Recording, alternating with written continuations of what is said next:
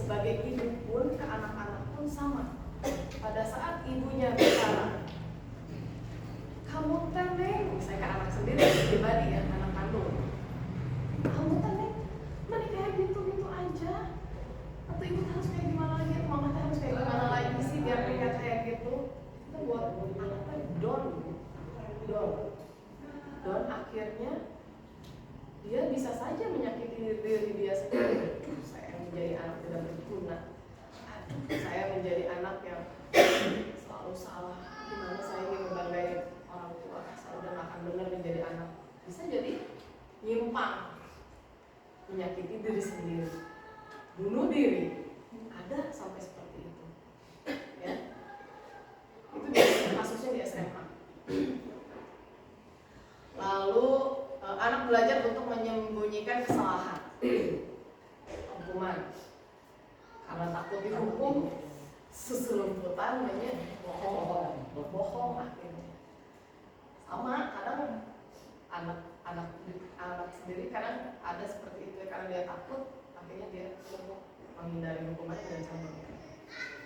Lalu marah, rasa bersalah, dipermalukan, merasa tak dihargai. Ya, benar nggak sih? Itu hukuman, itu jenis hukuman. Lalu lari nih ke kurikulum merdeka. Kurikulum merdeka ini larinya ke konsekuensi, ya. Sesuatu harus terjadi, ya, membuat anak merasa tidak nyaman dalam waktu pendek. Memang tidak nyaman karena anak-anak sendiri yang membuat masalah. Tapi itu dalam waktu pendek. Pada saat dia menyadari, oh iya, saya memang salah di sini, saya nggak akan lagi mengulang seperti ini. Pada saat dia memiliki kebiasaan yang baik, dia ingat kebiasaan buruk. Oh iya, saya setelah menjadi kebiasaan baik tidak akan dihukum. Jadi dia menyadari diri dia sendiri. Stimulus, tanggapan, mendorong anak agar mudah menyesuaikan diri ya, konsep diri ya, lebih konsep diri.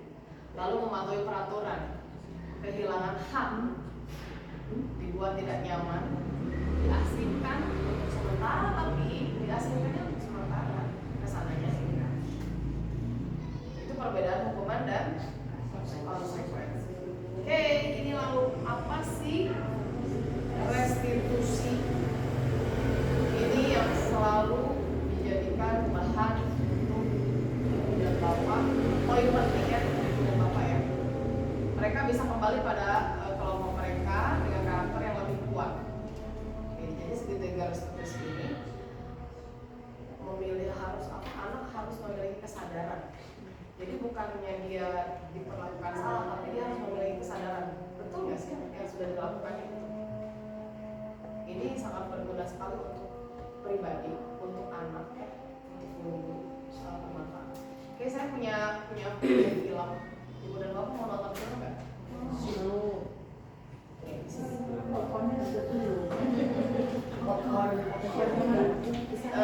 Ibu dan bapak boleh menyadari apakah ibu dan bapak seperti ini atau bukan.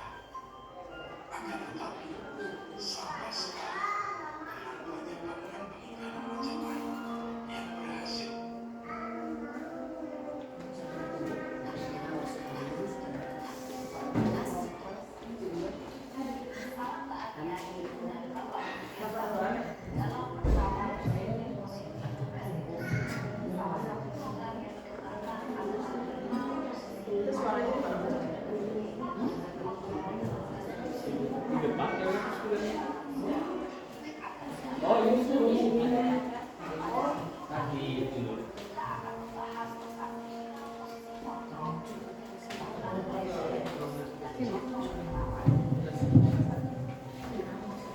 posisi kontrol.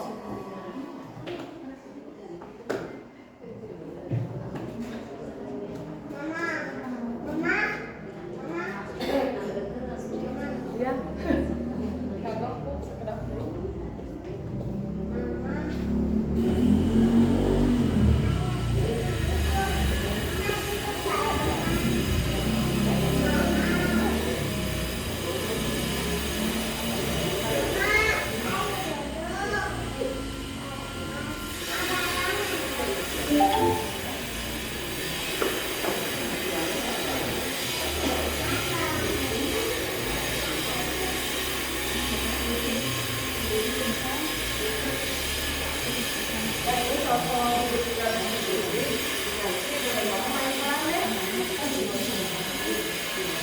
Dari kelas 1 siapa? Siapa?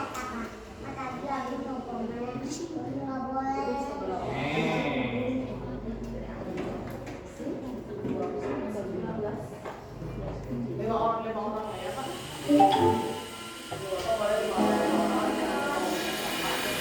Lima posisi kontrol itu adalah: 1. Posisi penghukum.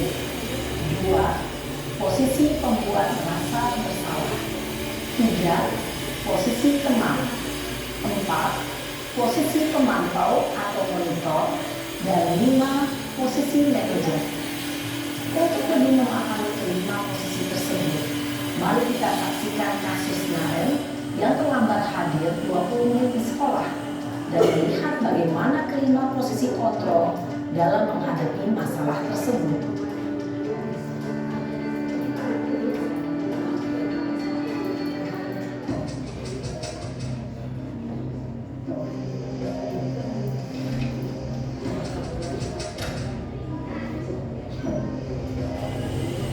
Naren, sini kamu. Selamat pagi Bu. Selalu terlambat. Kamu deh, pasti terlambat. Maaf Bu, saya Apa? Apa coba? Alasan kamu apa lagi? Kapan sih kamu tidak terlambat?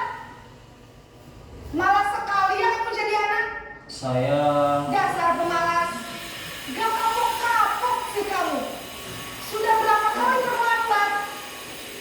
Sana, kamu keliling lapangan basket 2 kali. kenapa saya harus keliling lapangan basket Bu? Kenapa? Kamu melawan ibu. Berani-beraninya jawab. Sudah terlambat, masih berani jawab pula. Sekarang, keliling lapangan basket 5 kali sekalian. Biar kapok. Cepat. Pergi sana ke lapangan basket. Posisi penghukum biasanya berbicara dengan nada tinggi, menghardik, menunjuk-nunjuk, menyakiti, dan menyindir. Hukuman bisa berupa fisik maupun psikis. Ibu dan bapak guru hebat. Dampak yang terjadi pada murid ketika guru berada pada posisi penghukum adalah murid cenderung akan memberontak, bahkan menyimpan dendam.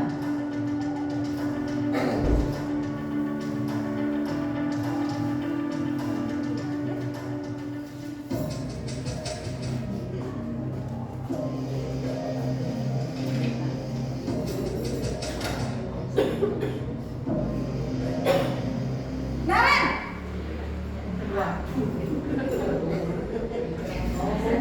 Selamat pagi Bu. Naren. Kamu kenapa terlambat lagi, nak? Ya Tuhan, Naren. Kamu senang ya bikin ibu susah ya?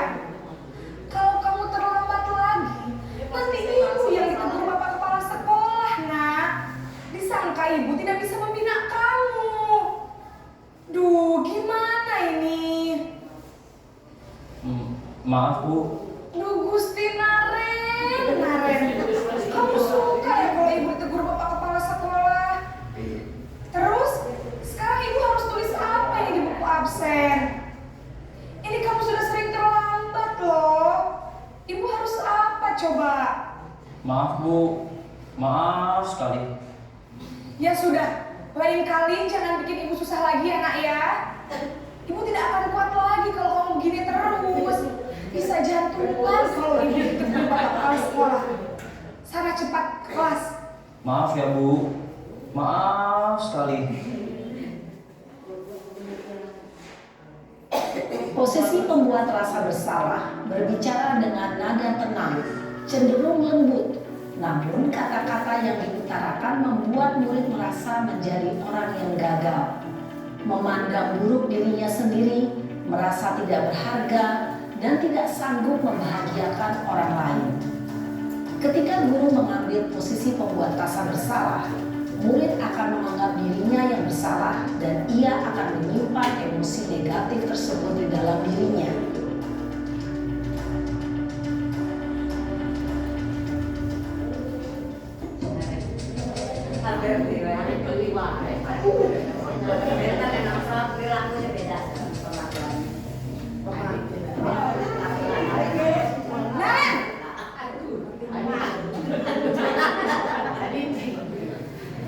Selamat pagi Bu. Wah, sudah jam berapa ini nak? Terlambat lagi ya sayang. Iya Bu, habis ibu saya lupa bangunkan saya Bu. Kamu malah menyalahkan ibu kamu. Kamu bukannya anak yang larinya paling kencang. Kok terlambat sih? Iya Bu, saya memang terlambat bangun tadi. Jadi biarpun saya lari kencang, tetap gak kekejar Bu. Ya sudah sana. Nanti lain kali larinya lebih kencang lagi ya. Biar gak terlambat lagi. Bikin seneng ibu. Demi ibu. Bisa kan? Bisa lah Bu. Ya sudah sana masuk kelas. Ibu beresin urusan absen kamu. Kamu ini ada-ada saja. Ibu baik.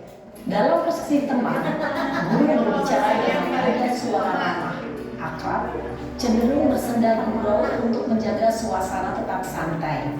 Murid akan merasa senang, aman, dan akrab dengan guru. Identitas yang tercipta adalah identitas sukses atau berhasil.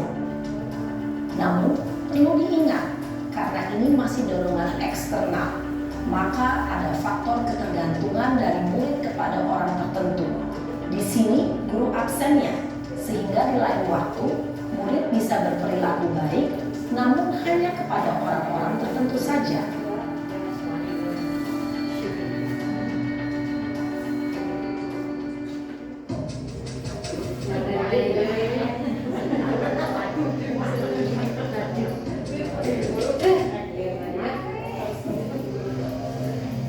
Naren!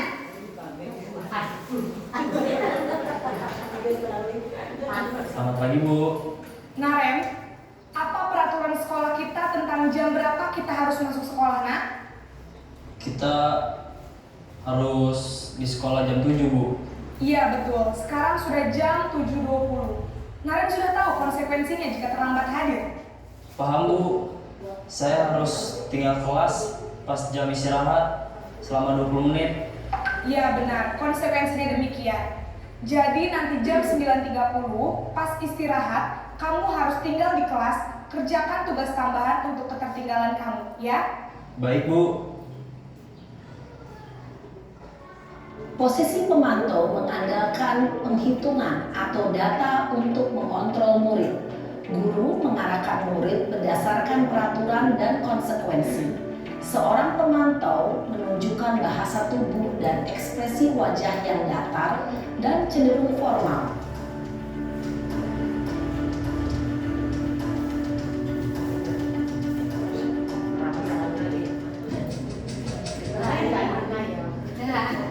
Ada pemantau ya, ini isinya terakhir ya.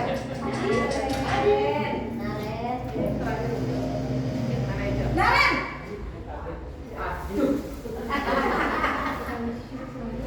Selamat pagi Bu. Selamat pagi Naren. Maaf Bu, saya terlambat. Iya, sekolah masuknya jam 7, sekarang sudah jam 7.20. Jadi sekarang bagaimana ini Naren?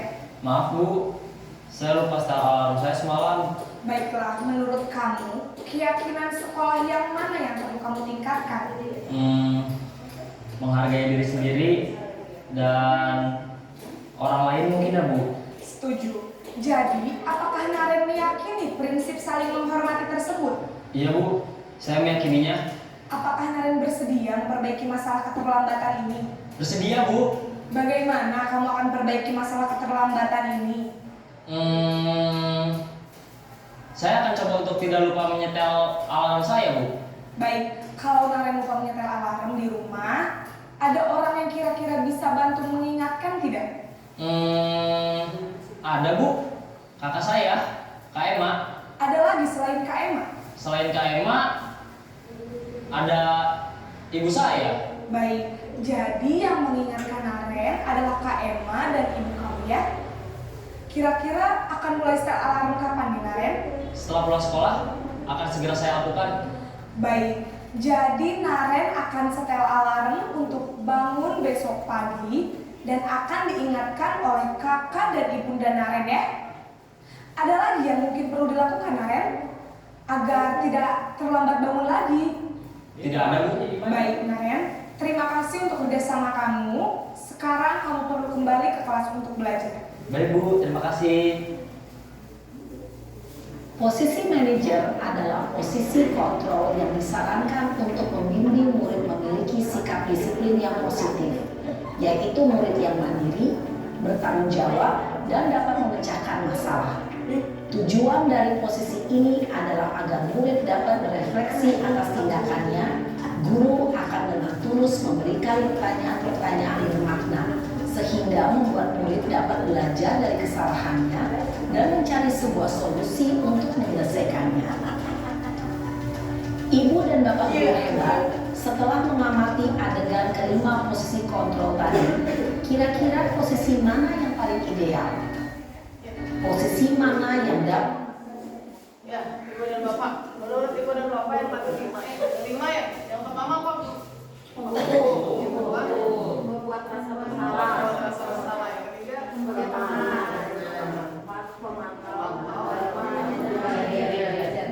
menurut ibu dan bapak yang mana yang paling enak?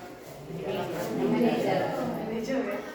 Tapi itu manajer yang tadi itu menggunakan segitiga restitusi. Jadi benar-benar harus melihat identifikasi dulu masalahnya, lalu divalidasi masalahnya, lalu dibuat. Jadi kita itu bukan hanya menyalahkan anak kenapa terlambat, tapi ditanyakan dulu kan alasannya apa, lalu agar tidak terulang kita mencari solusi. Tapi sebenarnya anak sendiri ya yang menemukan solusi. Itu namanya sistem coaching dan bapak ya. Di guru penggerak itu pun akan diajarkan sistem coaching. Jadi kita mencari tahu masalah, lalu menyelesaikan masalahnya sendiri dengan jawaban yang misalnya gini, ibu dan bapak punya teman nih ya, teman ibu dan bapak punya masalah. Kadang kita suka memberi solusi yang udah kamu kayak gini aja ya, kamu kayak gini aja gitu ya. Yang baik, coaching yang baik adalah ibu dan bapak mendengarkan, menjadi pendengar. Setelah menjadi pendengar setia, lalu ibu dan bapak mengembalikan kembali masalah tapi dengan cara meng-coaching ya, mengidentifikasi apa masalahnya. Oke, kalau begitu kayak tadi, kira-kira agar kamu tidak seperti ini, kamu harus seperti apa? Nah, dikasih tahu tuh caranya. Dia sendiri yang jawab, dia sendiri yang menemukannya. Oke, siapa tuh yang bisa membantu kamu agar bisa terwujud tujuan itu? Kayaknya itu. Jadi akhirnya dijawab oleh guru tersebut. Gitu. Bukan oleh kita, karena yang tahu masalah ibu dan bapak juga sebenarnya tahu solusi jawaban dari masalah ibu dan bapak. Hanya ibu dan bapak menutup jawaban itu. Karena ibu dan bapak mengetahui jawaban setiap masalah-masalah ibu dan bapak. Itu salah satu coaching yang ada di dalam guru penggerak. Ibu dan bapak nanti akan, kalau saya masuk ya, nanti akan diberikan stimulus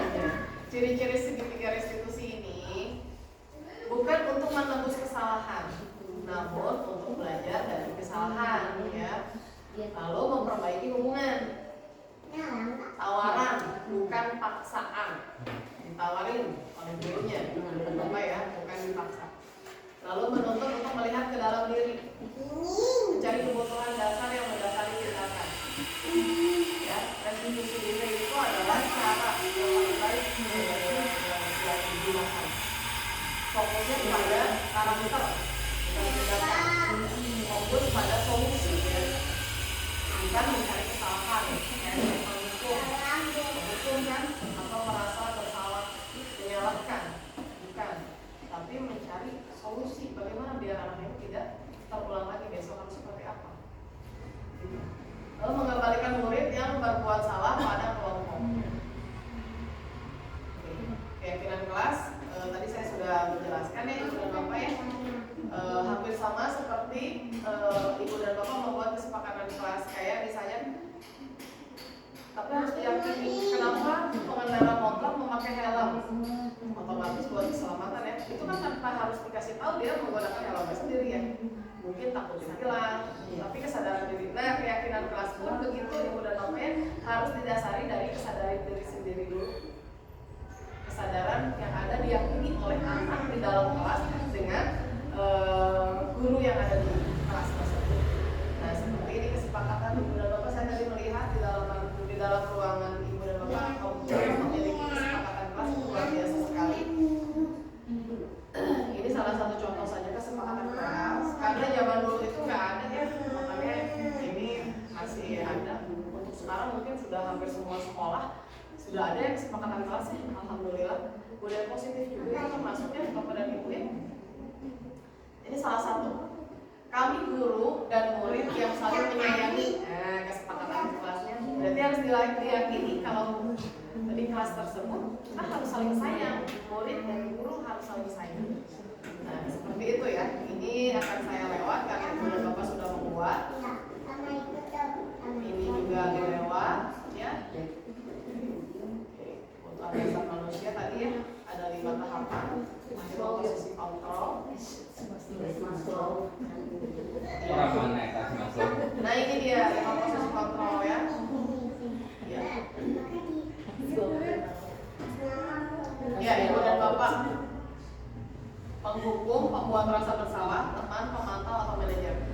Karena di sini ada 20 guru, saya bagi menjadi 5 ya. Yang 5 ini sebagai penghukum, guru pembuat rasa bersalah, guru sebagai teman, guru pemantau, dan guru manajer. Sebagai manajer guru. Siap, Ibu dan Bapak? Yang jadi gurunya siapa? Iya, aku baris ya.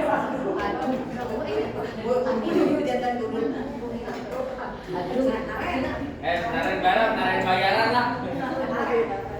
Nah, ini pertanyaan yang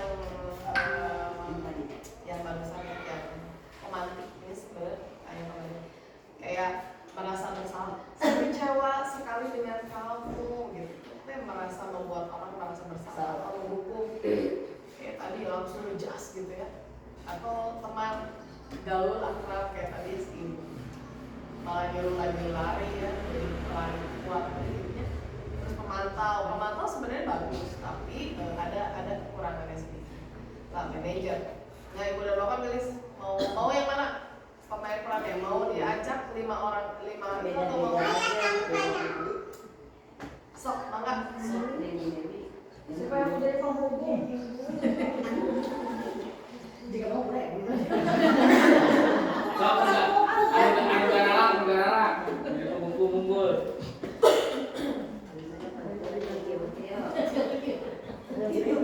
Dia mau bagus. Ayo Budiak pilih. Lu jangan guruna saha. Yang kalem-kalem guru. Kalau hukuman galak. Bu Rena, Bu Yasma, guru-guru. Bu Anjir.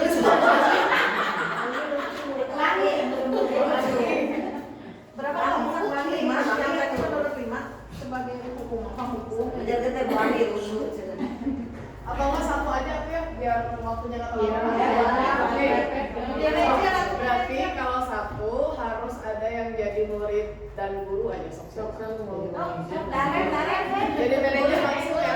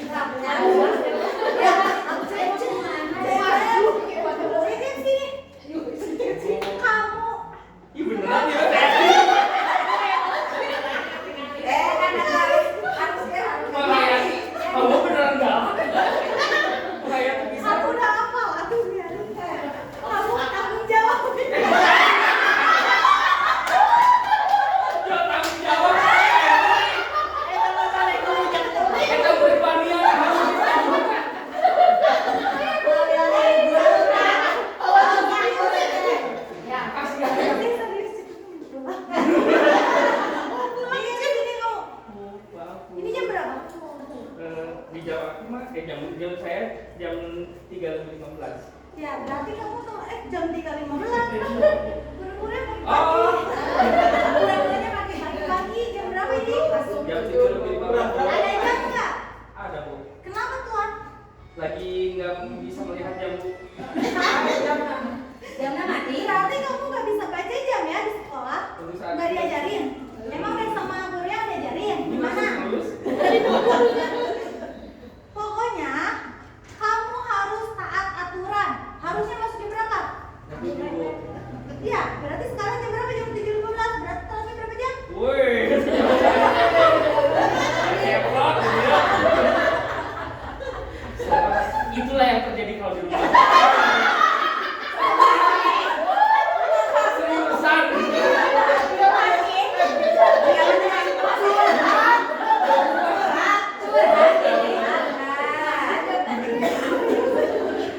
Berarti telatnya berapa menit? 15 menit Bu. Mau dihukum? Nggak mau Bu. Harus dihukum. Nggak mau boleh. Hukum jongkok di situ. Masa Bu aja.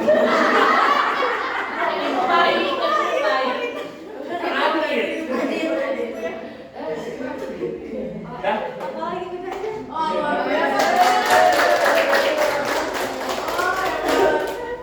Sok ya. Sok yang restitusinya mama ini yang terakhir yang jadi manajer.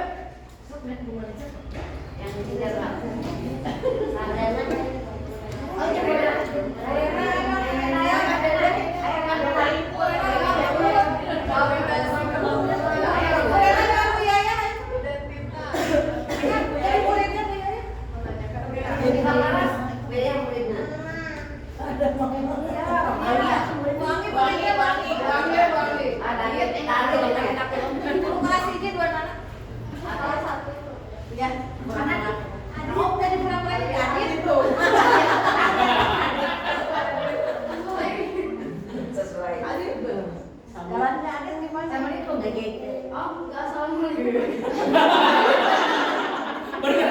Emang bener gitu. Lekek kan tuh, lekek, lekek.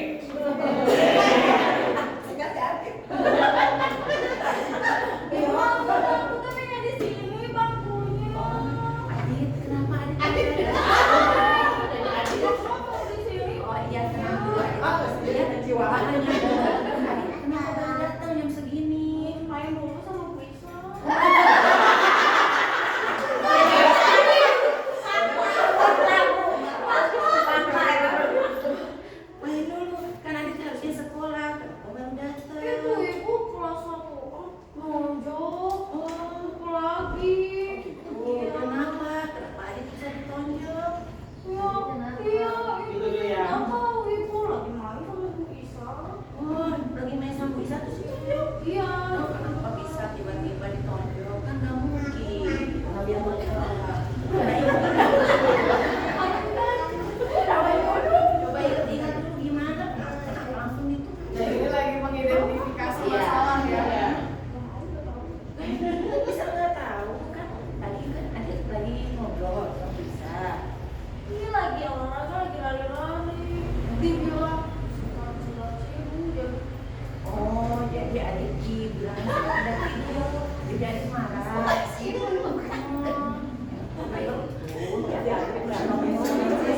Bilangin nggak boleh bicara seperti itu, ya, ya. Adik tahu nggak kenapa adik terlambat? Oh, kalau udah harus bagaimana? Ya, kalau gitu. Emang berarti besok adik harus bagaimana biar nggak terlambat? Aditnya yang sana soleh kan? Harus pagi-pagi. Nah, biar pagi-pagi gimana datangnya biar nggak terlambat? Nggak tahu. Ayo. Nanti minta keterangan, udah nungguin biar nggak terlambat. Ya. Terus kalau udah datang ke sekolah, jangan main dulu, ya langsung masuk ke kelas, ya. Jangan takut, kalau bisa. Kalau udah ada bel langsung masuk, ya. Nanti kan ada waktunya buat main, ya. Main sama Bu Isa. Cuma ada anak sekolah ya sekarang. Adik boleh masuk, boleh belajar ya. Sok duduknya di sini.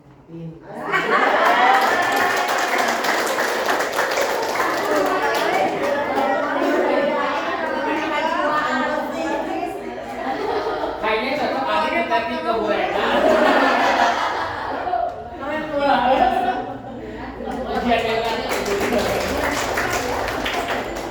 Luar biasa ibu dan bapak ya.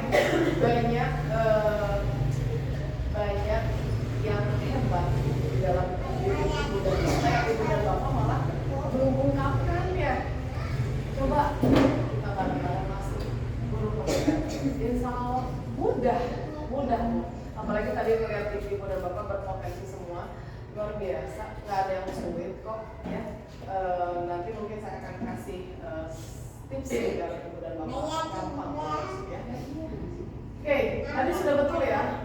Pada saat kesiangan kita tidak menjas, tapi menanyakan kenapa kesiangannya, ada apa masalahnya. Setelah mengetahui masalahnya, identifikasi masalahnya satu-satu. Masalahnya apa aja yang membuat kamu kesiangan. Lalu sesudah itu buat solusi. Caranya kita bukan ya udah besok nggak boleh terlambat, nggak bisa kayak gitu. Kita tanya dulu. Kira-kira menurut kamu agar besok tidak telat, kamu harus seperti apa? Nah seperti itu. Itu contohnya ya. Itu jadi kita mencarikan solusi buat anak. Oh iya bu, saya besok nggak boleh kesiangan lagi bang. Nah biasanya kamu dibangunin atau pakai alarm? Misalnya pakai alarm. Nah ingatkan juga buat orang tua untuk membangunkan kamu jam sekian. Jadi kita menambahkan solusi kepada anak. Misalnya anak sudah memiliki solusi, tapi tetap saja dengan menggunakan solusi tersebut si anak masih kesiangan atau misalnya telat gitu ya. Nah kita berarti harus memberikan solusi baru. Bisa nggak orang tuanya menambahkan? Atau bisa nggak ada nggak yang membantu kamu membangunkan siapa yang ada di rumah? Bisa bu, misalnya ini. Biasanya anak suka ngomong sendiri tanpa kita harus memancing atau misalnya kita membantu memberikan pendapat dulu, anak dulu aja yang suruh dia mengeluarkan pendapat sendiri gitu ya. Jadi memancing sebenarnya, kita memancing anak untuk mengeluarkan solusi yang mereka sudah tahu sebenarnya. Hanya kita sebagai guru untuk memfasilitasi agar anak mengerucut. Oh iya ya, berarti besok saya nggak boleh kesiangan, saya harus ngomong nih nanti pulang sekolah atau mama harus ngomong saya kayak gitu. Itu misalnya memvalidasi masalah. Dan yang terakhir adalah menanyakan keyakinannya. Dengan kamu dibantu seperti itu, kira-kira kamu bakal tidak akan datang terlambat atau akan datang terlambat? Saya tidak terlambat kalau saya melakukan seperti itu. Jadi diyakini lagi oleh ibu, yang dikuatkan lagi. Baik, ibunya ya memberikan apresiasi seperti itu. Jadi tidak menghukum, tapi kita menanyakan dan memberikan solusinya agar tidak seperti itu ya. Itu namanya segitiga restitusi. Nah, segitiga restitusi ini banyak, bisa dibuat untuk anak terlambat, bisa dibuat untuk anak yang sedang berantem, bisa dibuat untuk rekan kerja, dan kita bisa menggunakan ini dalam bentuk hal apapun, terutama di kelas kita. Nah itu ini ya, menstabilkan identitas yang tadi ya, lalu validasi kebutuhan apa aja sih anak itu butuh apa, lalu terakhir menanyakan keyakinan. Ya seperti itu ibu dan bapak. Ada yang mau ditanyakan? Dicoba dulu. Oke. Jadi orang yang sabar. Iya, betul sekali ibu. Ini bisa dilakukan di rumah juga ya, ibu dan bapak ya. Ternyata belum. Masa mulai nanti model berhukum gitu. Semua.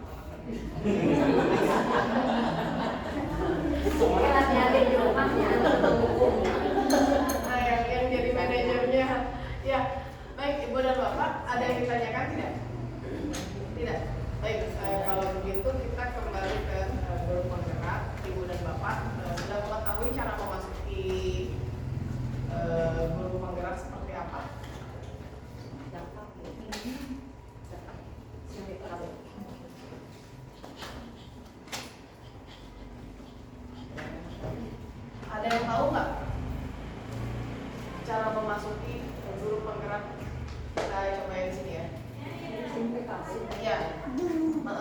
tuh masuk SIM PKB ya. Setelah itu jangan ini sih ada. Ya masuk SIM PKB, udah masuk SIM PKB, nanti guru penggerak memilihnya guru penggerak. Nah itu saya kasih tahu dari sekarang ibu dan bapak, itu tidak akan selamanya ada guru penggerak itu ya. Sampai 14 katanya. Iya, Sampai mana nih San? Pesan dari apa? Sampai angkatan 14 kemarin informasi. ya Sekarang udah angkatan 11. sampai angkatan sekitar segitu lah, pokoknya nggak akan nyampe ke 20. Jadi ibu dan bapak, dan tidak semua loh, semua misalnya Bandung tahun ini ada, tahun depan ada lagi, enggak ibu dan bapak. Jadi kalau misalnya dibuka nih kuota di Bandung, segera daftar. Ibu dan bapak ini bukan tidak harus guru-guru yang cerdas, guru-guru yang tidak ibu dan bapak kayak tadi penilaian anak itu unik ibu dan bapak, termasuk seperti lingkungan kita. Di lingkungan kita pun pemilik itu ini kan setiap ibu dan bapak juga kayak tadi ya melakukan presentasi di depan itu luar biasa. Yang tidak disangka-sangka saya juga baru tahu ibu dan bapak memiliki luar biasa ya menghayati peran gitu ya. Itu luar biasa ibu dan bapak. Nah sama kayak ibu dan bapak, jadi guru penggerak itu tidak dinilai dari kecerdasan ibu dan bapak ya, tidak dinilai wah benar selalu kalau misalnya setiap testing nilainya paling bagus doang. Di guru penggerak ada nilai dari itu, tapi ibu dan bapak udah bergerak aja mengisi itu udah luar biasa. Itu sudah bergerak ibu dan bapak ya. Jadi nah untuk tips yang pertama itu kan yang pertama itu yang keluar itu kan esai. Tahap 1 itu testingnya esai. Nah testing esai itu kan banyak ya, soalnya mah sedikit ya, kalau nggak salah berapa ya, 15 tapi anak-anak ibu dan setiap anaknya itu ibu dan bapak di situ harus tulis 200 sampai 500 kata ya. Itu kan tes awal di mana ibu dan bapak sanggup nggak menulis ini. Itu sama kayak ibu dan bapak membuat satu buku, kalau dikumpulin itu satu buku ibu dan bapak. Jadi sanggup nggak ibu dan guru ini, sebenarnya itu udah dites, guru ini sanggup nggak menulis satu buku dalam setiap pertanyaan yang ada di situ. Jadi intinya satu buku ibu dan bapak mengerjakan. Makanya kenapa kata-katanya itu minimal 200 sampai 500, 1000 sampai 800 sampai 1000 ya, 1000 kata itu dalam satu soal. Iya, minimal 5 tahun. Ibu udah berapa? 4 tahun. Ada sedikit lagi ya. Iya, memang di situ syarat-syaratnya. Syaratnya memang itu 5 tahun.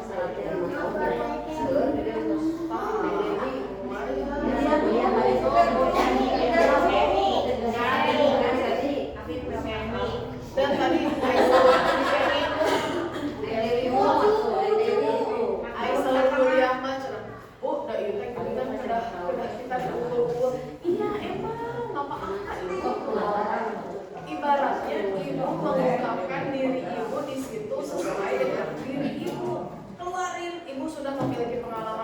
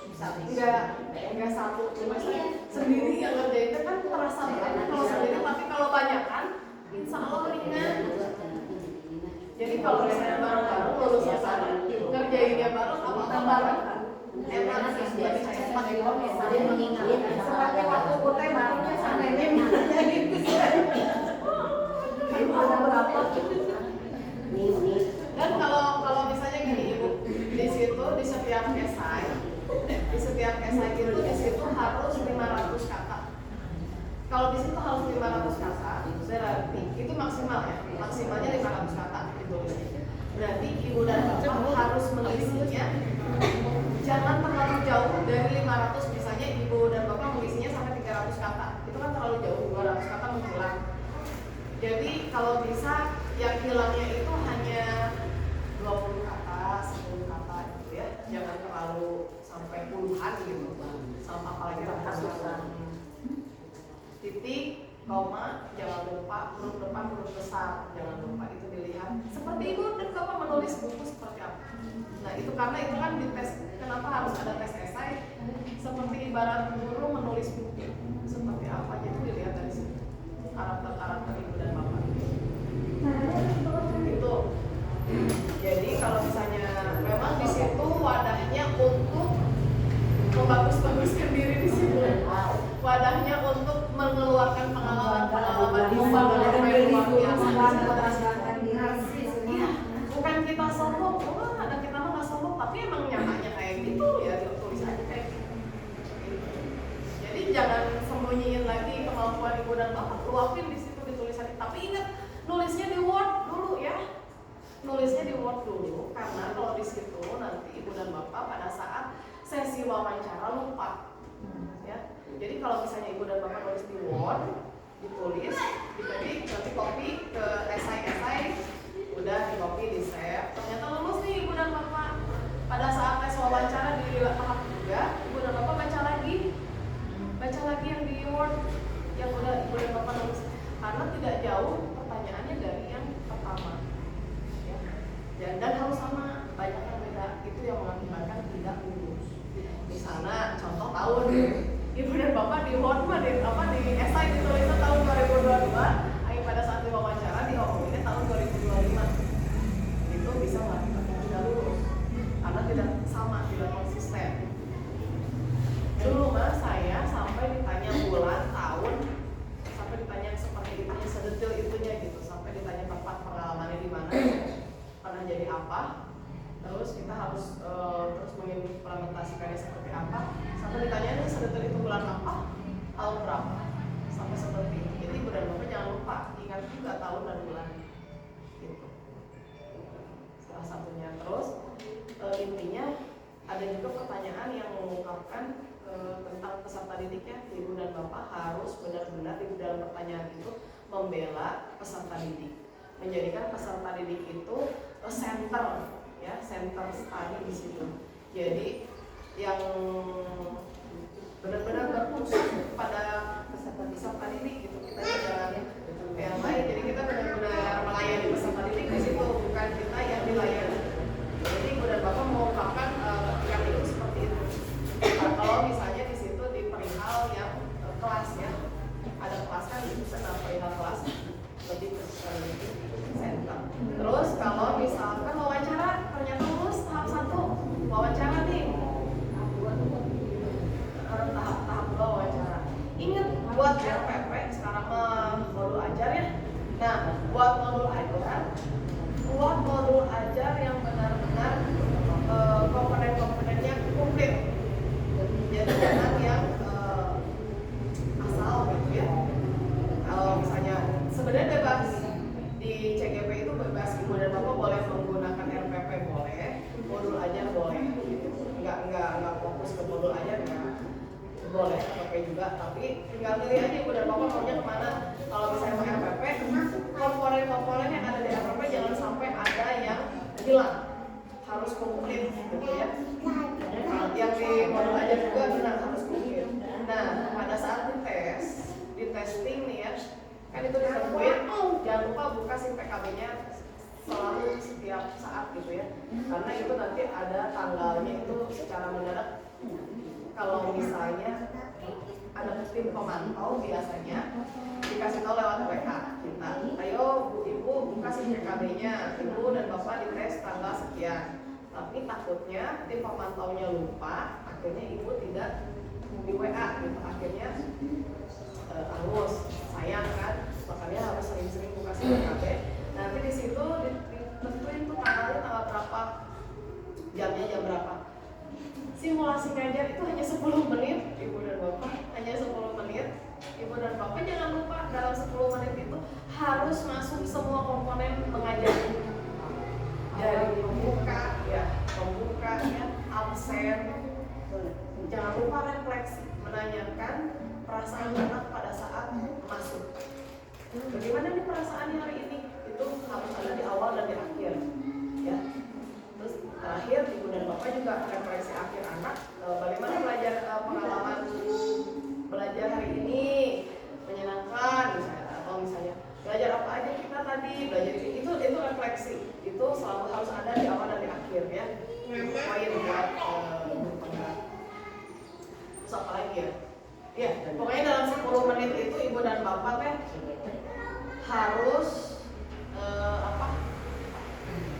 kayak misalnya tidak metode ceramahnya, tapi kita lebih ke metodenya lebih banyak tanya ke anak, suruh anak aktif. Walaupun kita ngomong sendiri kan di depan, di sini layar 2 sama tim pengujinya 2 orang ya.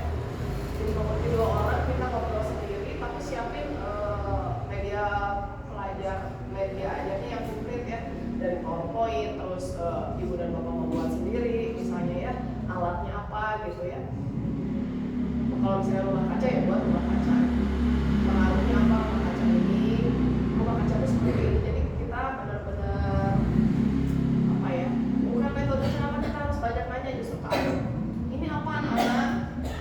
Ibu buat ini apa coba? Nanti anak yang jawab, iya betul. Jadi kita ngomong sendiri gitu, kita nanya tapi kita iya betul. Arti kalau pintar hebat. Setiap kali anak menjawab harus dikasih rewardnya berupa pujian. Siapapun anak.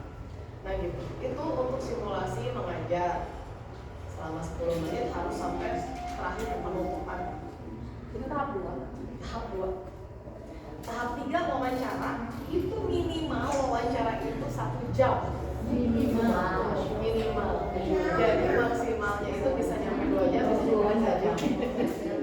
Wawancara sama 2 orang. Jadi gini, ini 2 orang di sini, kita di sini, ibu dan bapak, dan itu harus tempat yang sepi gitu ya. Jadi kita di sini. Ditanya apa yang ditanya benar-benar, dan kalau ibu dan bapak nggak mau ini, jangan sampai ada mikirnya lama gitu. Ngomong-ngomong, ibu dan bapak terserah. Jadi lawan misalnya, aduh ngomong lagi, ngomong-ngomong nyerita lah. Jadi biar mereka yang terhipnotis oleh kita. Kalau ibu dan bapak tidak mau bertanya-tanya, berarti ibu dan bapak yang harus cerewet. Harus ibu dan bapak yang ngomong sendiri. Ngomong apa weh? Jadi nanti kehabisan waktu mereka untuk bertanya. Oh iya, aman. Itu tapi pada saat wawancara ini ibu dan bapak jangan lupa baca dulu yang di Word ya, biar sama nanti hasil esai dengan pertanyaan ibu dan bapak yang terakhir sama. Siap? Iya. Nanti sama saya dikasih tahu ya kalau saya ada pembukaan ya.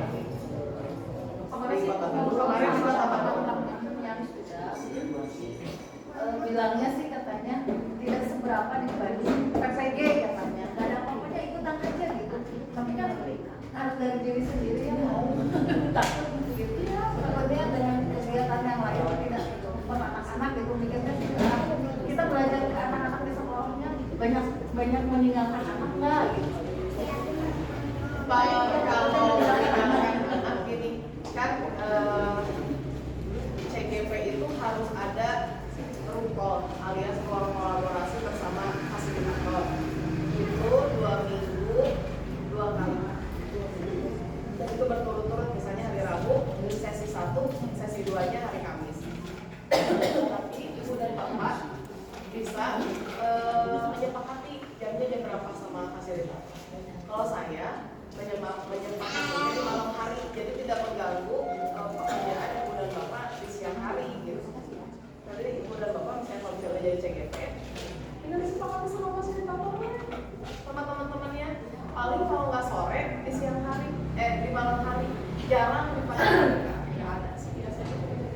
Dan itu mah enak makanya kalau buat kelas kita tahu jam segini.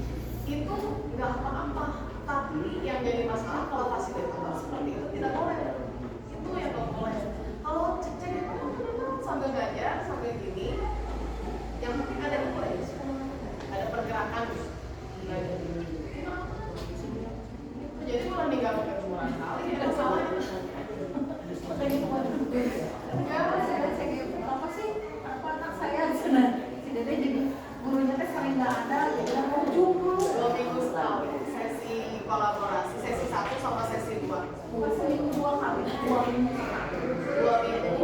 kali. Nah, selama 2 minggu itu ibu dan bapak kan ngerjain KMS. Karena setiap malam ibu dan bapak ngerjain. Tapi selama 2 minggu, 2 hari ada sesi kolaborasi itu 2 jam setengah.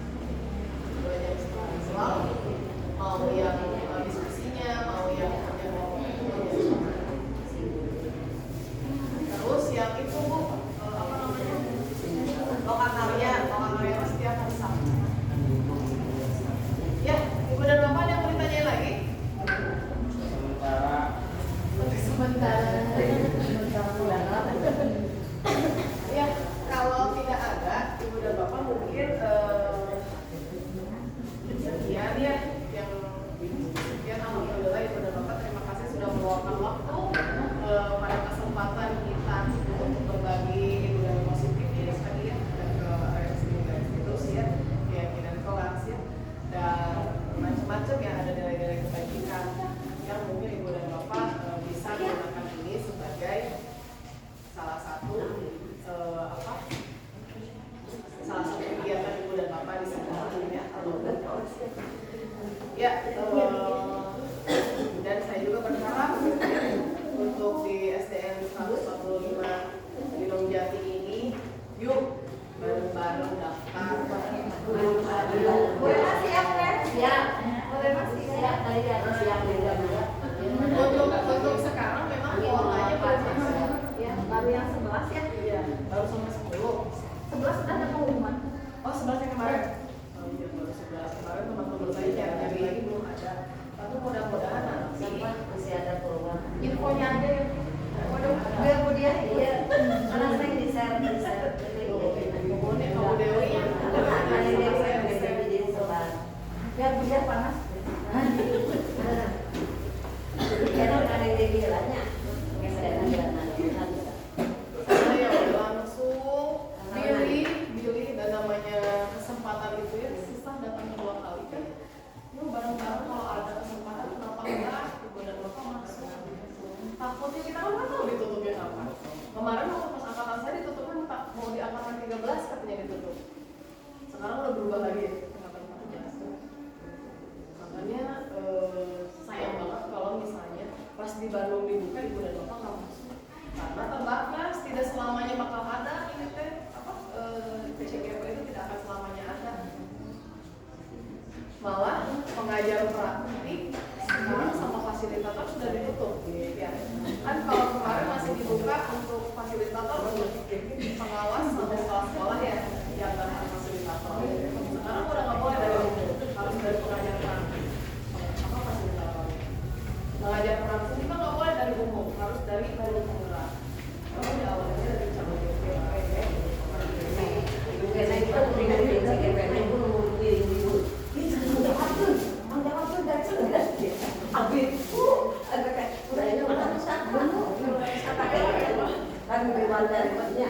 sebab akibat dari itu ya apa-apa. Abi kalau abi dulu kita. Nanti dia belum diri, jadi nomor 3 ke sana. Oh, ada kan. Abi kalau ngingin